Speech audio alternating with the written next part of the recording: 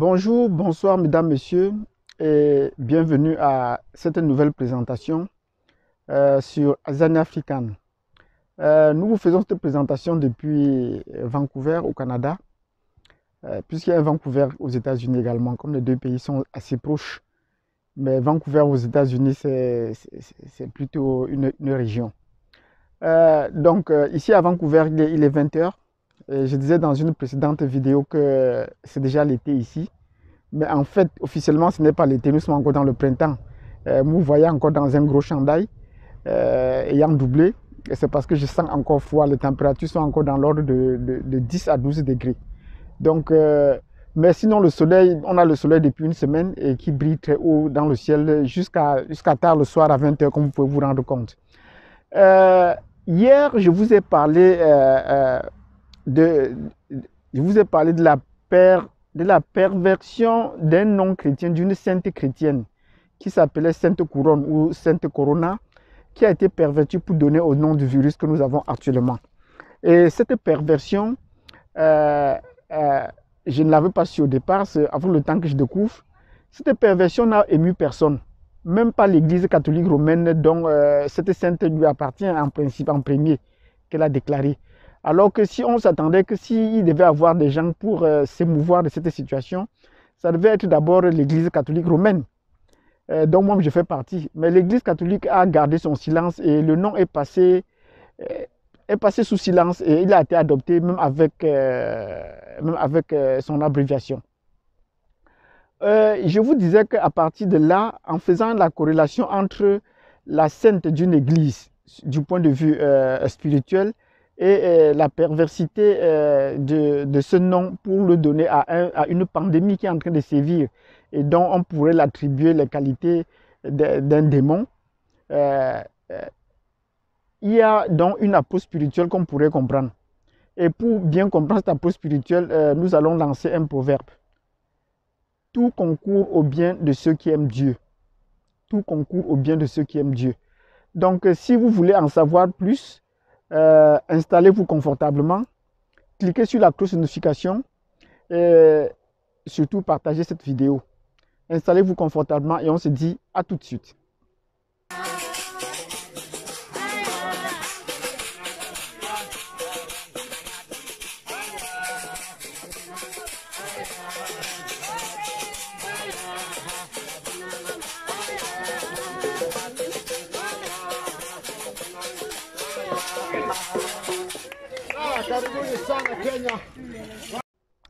Bienvenue donc sur cette chaîne Azania African. Donc nous allons parler de l'approche spirituelle. Hier, quand nous parlions du ballottage dans lequel les chrétiens étaient placés face à un nom qu'on pourrait qualifier de démoniaque, mais qui a une origine chrétienne et qui a une origine liée à la foi chrétienne catholique, nous nous sommes dit comment les chrétiens doivent prier pour lutter contre cette pandémie, puisque cette sainte est invoquée souvent pour lutter contre les pandémies. Donc voilà la situation dans laquelle on se trouve. Mais il est important que, comme nous le disions dans le proverbe tout à l'heure, tout concourt au bien de ceux qui aiment Dieu.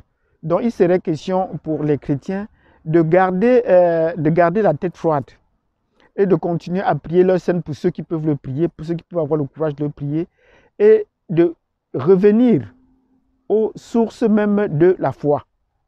Il est temps de revenir aux sources de la foi. En mettant en berne toutes les activités que nous avons pour le moment, en mettant en berne toutes ces activités, il ne faudrait pas que nous soyons découragés. Ça va nous prendre du temps pour comprendre qu'on pourrait mettre ce temps à profit pour revenir sur nous-mêmes, pour déstresser.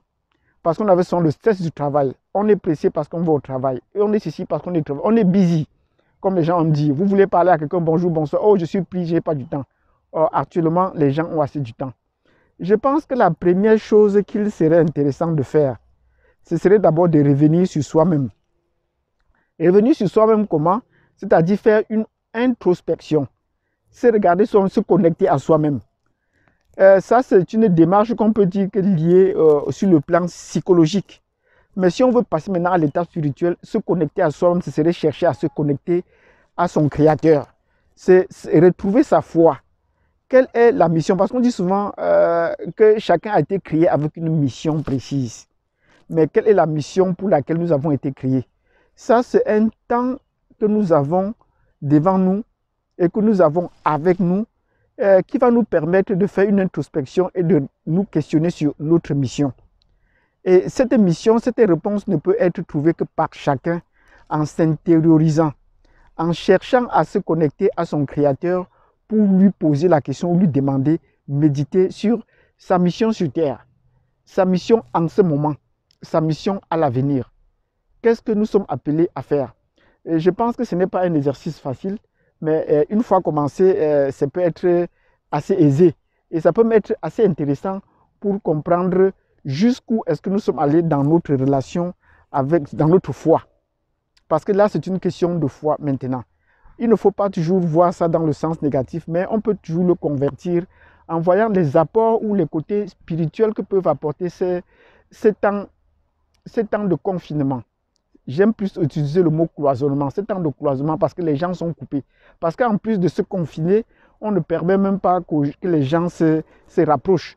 Donc on parle d'une distanciation sociale. Donc vous voyez que les gens sont maintenant isolés les uns envers les autres. Donc c'est le temps pour nous de se reconnecter avec nous-mêmes et avec notre Créateur puisqu'il est en nous. Ce serait très intéressant parce que en ce moment, si on a l'occasion de sortir, puisqu'on a encore la possibilité, par exemple dans cette ville, de sortir pour des courses très importantes, même si le travail ne fonctionne pas, je me rends compte depuis quelques jours quand je vais faire l'épicerie que les magasins ferment les uns après les autres. Qu'est-ce que cela annonce? Vous trouvez partout les magasins à louer sur la principale rue ici à Vancouver. Vous trouvez les magasins à louer. Donc, les activités sont en train de boucler les unes après les autres. Et cela me pousse à des questions. Et j'aimerais que les gens essaient de m'aider à répondre à ces questions dans les commentaires. Qu'est-ce que cela présage les jours à venir? Que nous gardent les jours à venir? Est-ce que les choses vont revenir à la normale? Dites-moi un peu ce que vous en pensez. Est-ce que les choses vont revenir à la normale? Pour avoir une première idée, le Premier ministre canadien a annoncé que pour que les choses reviennent à peu près à la normale, il faudrait attendre 6 mois. Donc, si on commence à partir de ce mois d'avril, donc on aura avril, mai, juin, juillet, août. Donc, ce sera à partir de août 2020 qu'on pourrait prétendre revenir à une normalité. Et si à partir au mois d'août, les choses ne se remettent pas en ordre, la normalité ne pourrait pas se revenir. Donc, voilà ce qui est dit. Mais dans le programme de soutien aux individus ou aux citoyens canadiens, pour cette entreprise, dans cette situation difficile, on envisage de leur apporter un soutien financier pour surmonter ces temps difficiles. Mais on explique bien que ce soutien financier va durer au maximum 4 mois. Donc, si le Premier ministre estime qu'il y a un délai de 6 mois, pour que les choses reviennent à la normale, mais avant cela, 4 mois pour le soutien, donc il y aura 2 mois de flottement. Qu'est-ce qui va se passer dans les 2 mois de flottement? Il est évident que si on arrête le soutien financier aux gens très tôt et que la situation ne s'est pas encore régularisée, qu'est-ce qui va survenir? Si vous avez également des appréhensions dans votre région, ce serait l'occasion de partager avec nous et nous apporter vos solutions. Dites-nous ce que vous en pensez. Ce serait très intéressant qu'on envisage déjà des perspectives à venir. Est-ce qu'on pourra retrouver la normalité? Ou est-ce qu'un autre système est en train de se mettre en place? Et comment est-ce qu'on peut faire pour s'adapter, pour se mettre dans le système en place? Si toutes ces questions que je pose vous sont intéressantes, et si la démarche spirituelle à laquelle la démarche spirituelle que je vous ai proposée peut être intéressante, mettez-moi un pouce et surtout laissez-moi un commentaire pour vous signaler votre passage sur cette plateforme si vous avez écouté. Laissez-moi un commentaire et cela pourra nourrir les échanges les uns envers les autres, pas seulement de moi envers les autres ou des autres envers moi, mais de tout le monde. Parce que là, nous cherchons à bâtir, une essayons de bâtir une communauté. C'est maintenant que les liens vont se tisser, vont se nourrir sur le plan virtuel. Ce n'est plus sur le plan physique, mais c'est plus sur le plan virtuel qu'on aura maintenant des liens, quand les liens vont se créer. Et nous profitons de cette occasion pour essayer de tisser des liens les uns envers les autres. Donc, je vous remercie de m'avoir suivi jusqu'au bout. Nous allons engager une démarche spirituelle. Partager les démarches spirituelles qu'on peut avoir sur cette plateforme. Comment est-ce qu'on peut faire notre propre introspection et comment est-ce qu'on peut créer un lien avec notre Créateur. Et ça, c'est une mission qui a été celle de l'Église et il se pourrait que l'Église n'aurait pas vraiment accompli cette tâche comme peut-être on l'aurait souhaité. Si peut-être vous avez un point de vue contraire, dites-le moi et on va voir dans quelle mesure les choses sont établies. Merci de m'avoir suivi jusqu'au bout une fois de plus. Abonnez-vous, partagez, cliquez sur la cloche de notification et on se dit à la prochaine, à demain.